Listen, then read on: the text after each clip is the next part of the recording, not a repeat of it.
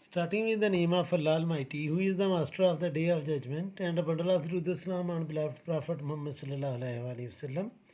Dear students, O level mathematics D3, 8th edition और question number 12 है. The height of three plants A, B and C in a garden are in the ratio of 2:3:5. Their mean height is 30 centimeter. और find हमने करना है height of plant B. और second part है इसका कि if another plant D is added to the garden such that the mean height of the four plants is now 33 centimeter. Find the height of plant D. Students, जैसा कि ratio जो दी है तीनों plants की A B और सी की वो 2:3:5 है. और रेशो जो ली जाती है वो स्मॉलेस्ट होल नंबर होता है. तो हम सपोज कर लेते हैं कि इन तीनों ट्रीज़ की जो हाइट है वो होगी 2x, 3x और 5x. और उनका जो मीन है वो 30 सेंटीमीटर है. और इस तरह हम प्लांट बी की हाइट फाइंड कर लेंगे. फिर इन तीनों ट्रीज़ की जो बनेगी सम ऑफ हाइट वो बन जाएगी 90. और ये फोर ट्रीज़ की जो मीन हाइट है वो 33 है. इससे हम फोर ट्रीज़ की हाइट फाइंड कर लेंगे. और फोर ट्री की हाइट में से थ्री ट्रीज़ की हाइट को हम माइनस कर देंगे तो वो प्लांट डी की हाइट आ जाएगी. तो चलें हम इसको सॉल्व करते हैं.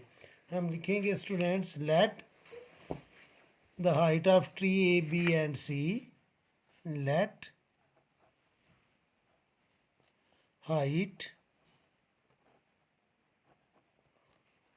of trees or plants is equal to 2x, 3x and 5x. चूँकि ये रेशो 2, 3 और 5 दी हुई थी तो इस तरह हमने इनको सपोज कर लिया कि उनकी जो हाइट है वो होगी 2x, 3x और 5x. तो मीन उसने हमें दी है. तो मीन का फार्मूला होता है students, mean is equal to summation x over n, or you can say that sum of data values over number of data values. तो मीन उसने दी थी इसमें तीनों ट्रीज़ की 30. और ट्री की हाइट हमने सपोज की है 2x plus 3x plus 5x. ये सम आ जाएगा ओवर ट्री है 3 तो ये 3 एज डिनोमिनेटर आ जाएगा. तो स्टूडेंट्स 3 राइट साइड पर डिवाइड कर रहा है, लेफ़्ट साइड पर आकर ये करेगा multiply. 30 multiply by 3 is equal to ये तीनों लाइक टर्म्स हैं 2x plus 3x plus 5x. तो ये टोटल आ जाएगा स्टूडेंट्स 10x. तो जब हम 30 को 3 से मल्टीप्लाई करेंगे तो ये आएगा 90. 10x से मल्टीप्लाई कर रहा है, लेफ़्ट साइड पर आकर ये करेगा डिवाइड और x की वैल्यू हमारे पास आ जाएगी 9. अब स्टूडेंट्स ये वैल्यू है x की, ट्री बी की नहीं है. तो ट्री बी की जो हाइट है वो 3x है. तो हम इधर लिखेंगे जी the height of tree B, height of plant B. ये हमने सपोज किया था कि ये इक्वल है 3x के. तो x की जगह अभी हम वैल्यू पुट कर लेंगे 9. तो ये आ जाएगा स्टूडेंट्स 3 मल्टीप्लाई बाय 9. तो ये आ गया 27 सेंटीमीटर हाइट है ट्री बी की. अब स्टूडेंट्स एक और ट्री जो इसमें ऐड किया तो उसकी मीन हाइट बन गई 33. तो 3 जो ट्रीज़ थे उनकी मीन हाइट थी 30. तो 3 ट्रीज़ की हाइट का जो सम है वो आ रहा है 90. इसी तरह हम 4 ट्रीज़ की हाइट का सम फाइंड करेंगे. तो 4 ट्रीज़ की हाइट के सम में से 3 ट्रीज़ की हाइट को हम माइनस कर लेंगे तो स्टूडेंट्स वो प्लांट डी की हाइट आ जाएगी. तो अभी हम इधर लिखेंगे कि sum of heights of plant A, B and C ये आया था स्टूडेंट्स 90. तीनों ट्रीज़ की हाइट का सम, यानी कि ये 30 मीन था, 3 ट्रीज़ थे तो ये 3 इधर आकर मल्टीप्लाई करेगा तो 90 आ जाएगी.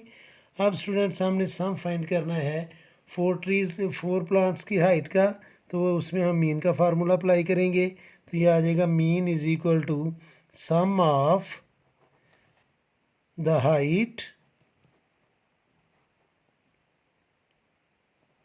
Heights of 4 plants over 4. तो ये मीन जो दिया है 4 प्लांट्स का वो 33 है। 4 इधर डिवाइड कर रहा है, लेफ्ट साइड पर आकर ये करेगा multiply, is equal to sum of 4 trees height. मैंने अभी इधर नहीं लिखा, सम ऑफ 4 प्लांट्स।